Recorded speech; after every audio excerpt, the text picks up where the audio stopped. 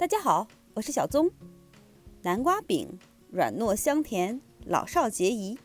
其实做法很简单，今天就教大家做这道中式的小甜点。原料有糯米粉1袋400克，日本小南瓜半个，大概400克左右，黄油1/4杯，糖80克。南瓜去皮去籽，切成小块，上屉蒸25分钟。蒸熟后倒入盆中，趁热加入黄油块、糖和糯米粉，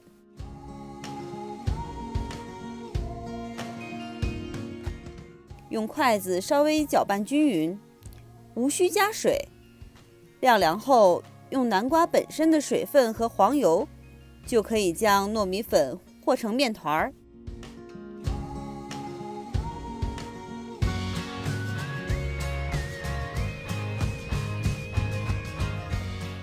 做好的红豆馅儿160克，平均分成16份。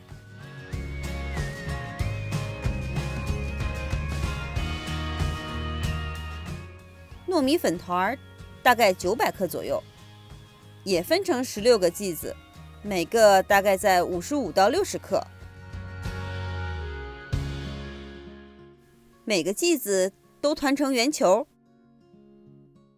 如果你不想吃带馅儿的，直接按成圆饼就好了。我们按成圆饼后，包入豆沙馅儿，再团成球，再按成饼。一个南瓜饼的生坯就好了，不用擀，这个时候也不用按得很薄，因为容易破。做好的南瓜饼如果觉得多，这个时候就可以用保鲜膜分层摆好，装入盒中冷冻保存。想吃的时候解冻油煎，效果一样好。今天我们就冻上一半，只煎剩下的8个。热锅放入底油，摆上南瓜饼，小火油煎。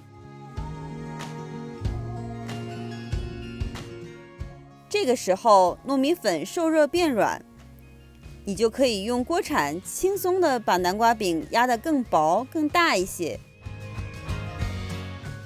煎至两面金黄，南瓜饼就可以上桌了。黄油给它带来了奶香和油润，你更可以在它的软糯中回味南瓜的香和红豆的甜。